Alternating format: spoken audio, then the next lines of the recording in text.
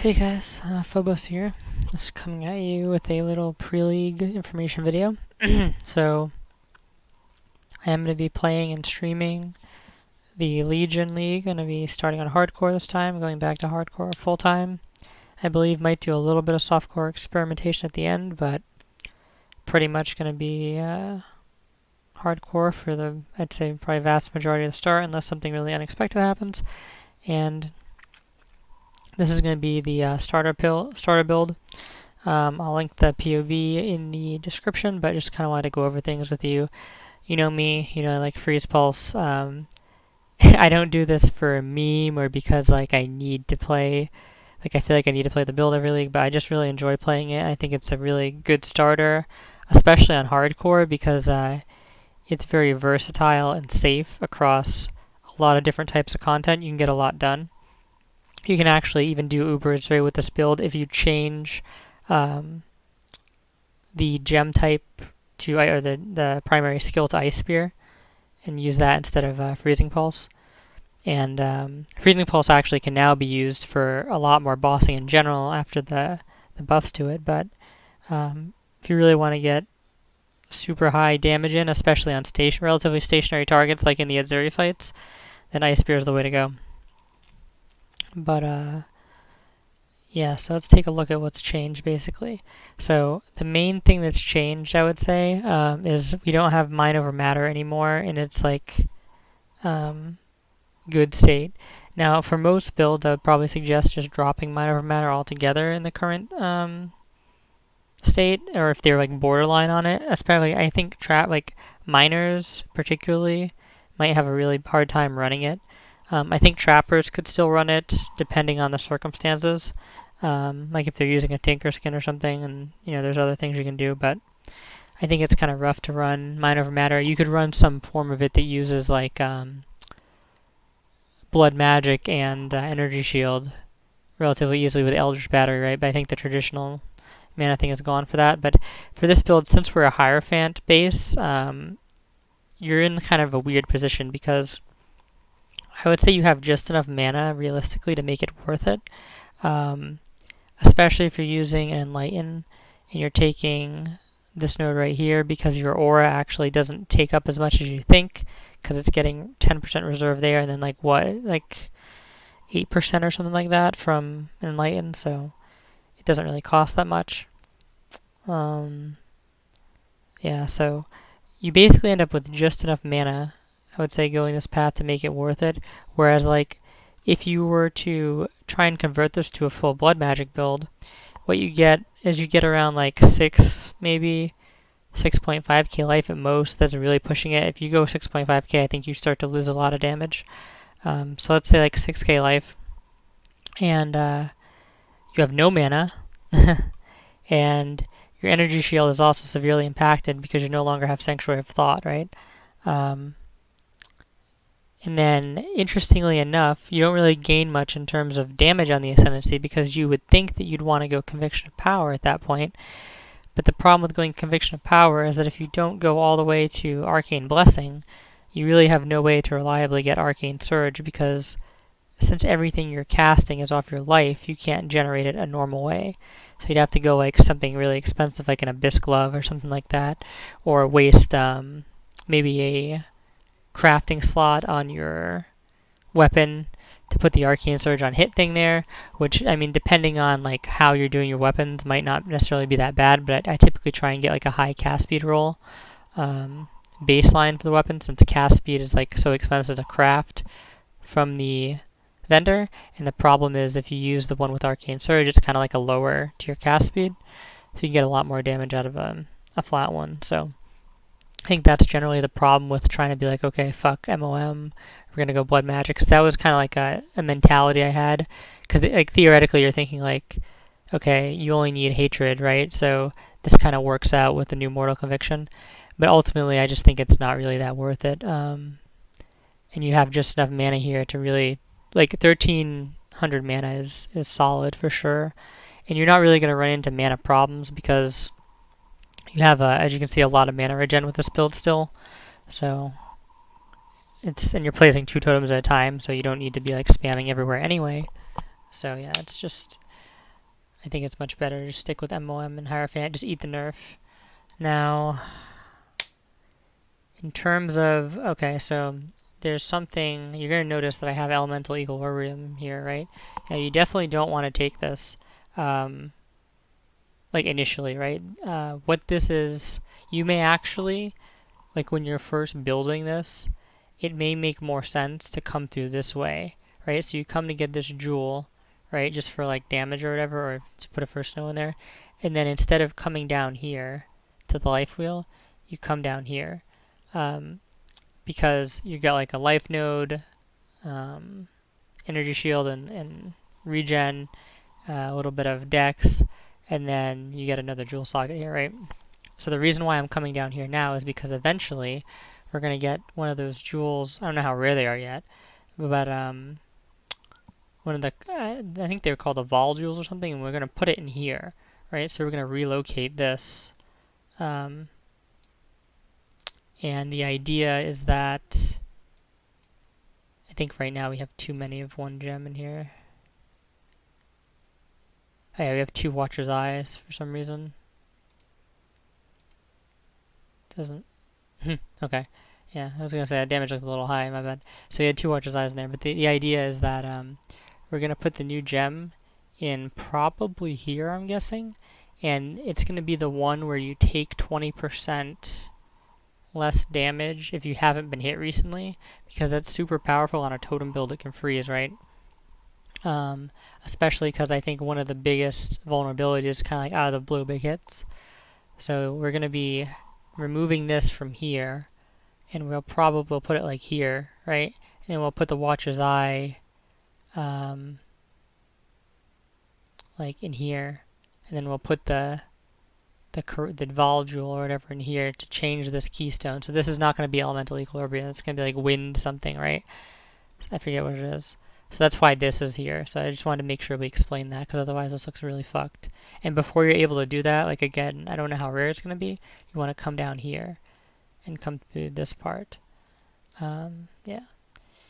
So other than that, I think the build is mostly the same from last time. Yeah. So one thing I will say is I kind of debated about this, but I think ultimately, if you notice, so let's take it out. We drop an assload of mana regen, and before you're spec'd into this way, where you come through here, you actually go down, I think, to like 120 or something. Like you go down a lot of mana regen, because you don't have these mana nodes and you don't have this. So I think it's even more important to pick this up early on. You're also losing a little bit of energy shield, but not really that much. But you're gaining a lot of mana too, so I would definitely pick that up for certain. And let's see. Yep. The reason why I take Snowforge here is because it's just so good with the resistances, and it actually does provide kind of a lot of damage. And you're already there because you're taking Throatseeker. It's more just a resistance thing. Here's for the resistances as well. The cool thing about taking this point right here and taking Frostwalker is that it kind of unlocks these two. So if you really need clutch res, you can actually take one of those. It's kind of powerful, right? I think that one of the things we're dropping is Shamanistic Fury, and we're dropping Nimbleness. This cluster is more just for the placement speed. That's why I was initially taking it. It's not really needed for damage. It's just out damaged by other clusters, even though it's right on this line. And because like the thing is, like if you're playing a softcore version, you would just take a life out of this and go into here, right? And you could probably do the same with this. But on the hardcore version, you're just really trying to scrape together as much life as possible. So you have to make sacrifices, and that's going to be where the sacrifices come from, I would say. So that's that.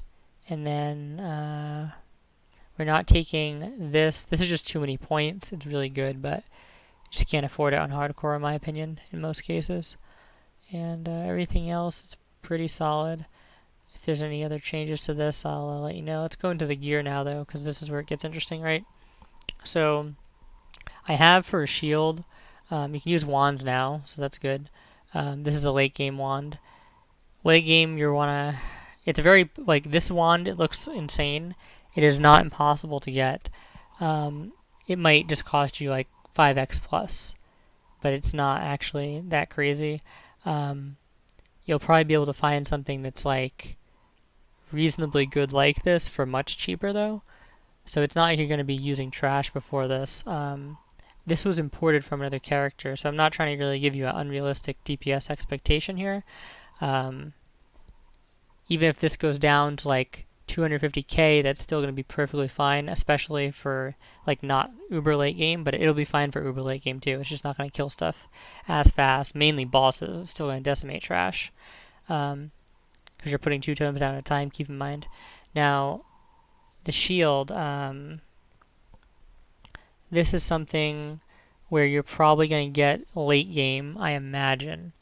It's going to be hard to get a good one of these early, and you may need the slot for something else. Personally, I think what I'm going to try and do very early on is I'm going to pick up a Victario's Charity, because when you use Victario's Charity, which I think I have here, I don't apparently, but I'll show it to you in here. Okay, so this is the shield. It's like that weird looking kite shield, and see the 5% chance to get it in frenzy charges to allies on hit or whatever, nearby allies on hit. Well, that actually does give it to you. So yeah. It doesn't actually give you the power charges though, for whatever reason. I think I know why, but it's not really important to go into in this video. But it gives you the frenzy charges. So this can actually be a pretty powerful shield. The thing is I'm not sure how shield charge is going to feel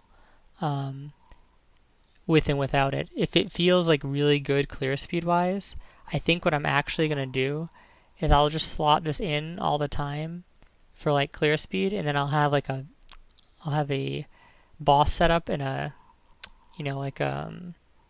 clear speed setup essentially, right? And the idea is you won't need this for bosses as much because all your movement skills are going to have instant start time, right? So you're not going to have the problem with old shield charge where it's like if you don't have enough AS or movement speed or whatever, I think it was mainly being AS gated, that you're going to basically like charge forward and you're going to be in your animation and get clipped by like a slam or something like that because the animation started up so late, you know? Like that's not going to happen anymore, which is like a really cool change they made. So you're super safe to just put in like a straight up damage shield that gives you an extra totem for a boss. The only thing about this is that you're going to want to make sure probably that you're not heavily reliant on the lightning res here, or you may need to craft like lightning res in the shield to compensate for the swap. So that's something to keep in mind. But yeah, I think I'm just going to go with getting the frenzy charges on the go to clear and stuff like that, and then swap in later. In terms of getting frenzy charges in general, if you're really looking to invest in them, I would say the only other charge that I think is really worth getting is this. And if you're getting this, you should probably at least get Blood Drinker as well. Probably get the whole wheel. So what you could probably do is you could just take life out from maybe anywhere else. You could even take damage out, I guess, if you really wanted, and pour it into there because the frenzy is going to make up for the damage loss, right? And you'll be a bit tankier and stuff like that, and you'll have an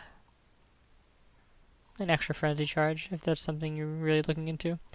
So there's that, and then as you can see, I'm running Voidbringer's Conjurer Gloves. Now, the reason why we decided to do this is there's actually like kind of a lot of reasons, I would say.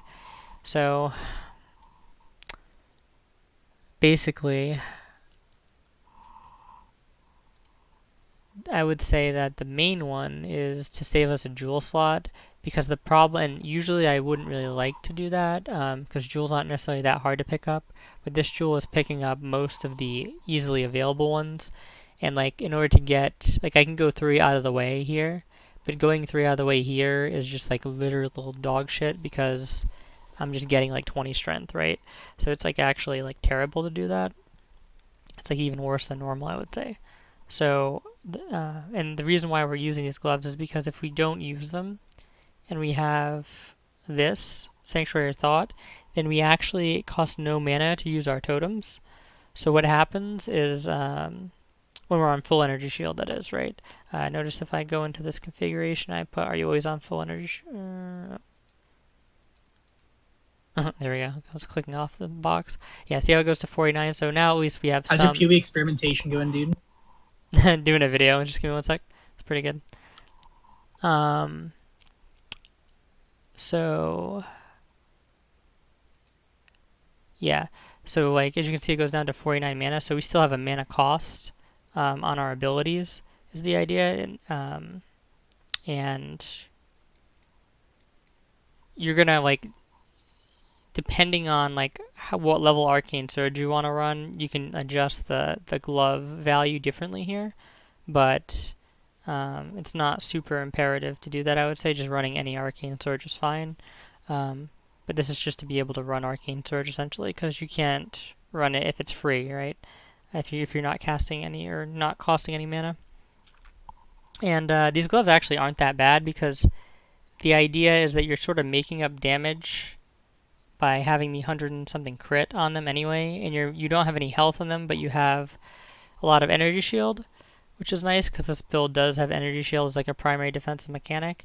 And then on top of that, you can get nice corrupts on these, especially with the option to double corrupt, because they're relatively cheap and they're just easy to like 6-link and stuff like that.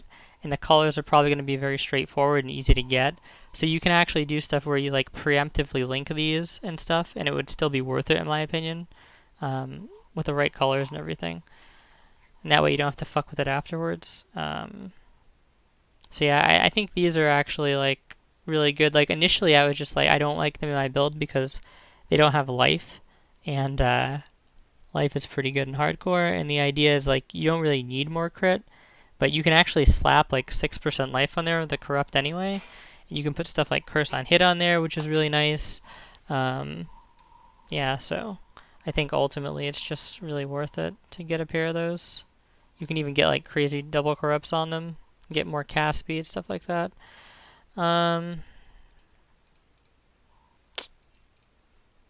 Okay, so this is just gonna be like you put a like a rare neck in there with crit multi and life until you get this basically. Hopefully, maybe cast speed too. Doriani's Delusion. Yeah, these are just like sick. I don't know what else to say about them really. You can use any other boots though. Another option for people that like there's two ways you get Onslaught, right? I would say mainly. The first way is using an Onslaught Flask, which I think is what I'm going to opt for because these boots give you nice movement speed, nice life, nice energy shield, and also like decent damage basically, right? Whereas if you swap them out to go for the Dance of the Shackled here, it's like you're getting mana, which is kind of nice. You're getting a resist, which is, okay, the 25 move speed. The Onslaught is obviously what you're using them for, but you have like no life, no energy shield.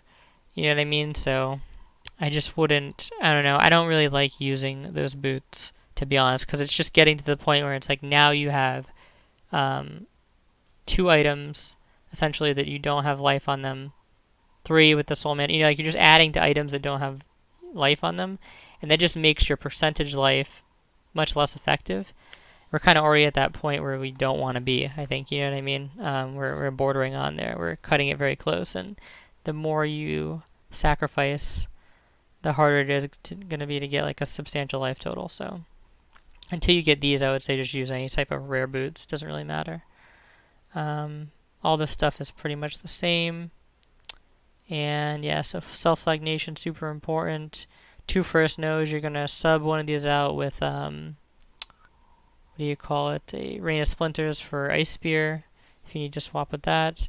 And then you can use pretty much whatever Watcher's Eye you want with Hatred. A lot of, like, I think the crit one gives slightly more damage. It was probably going to be a lot more expensive, so I just used this one.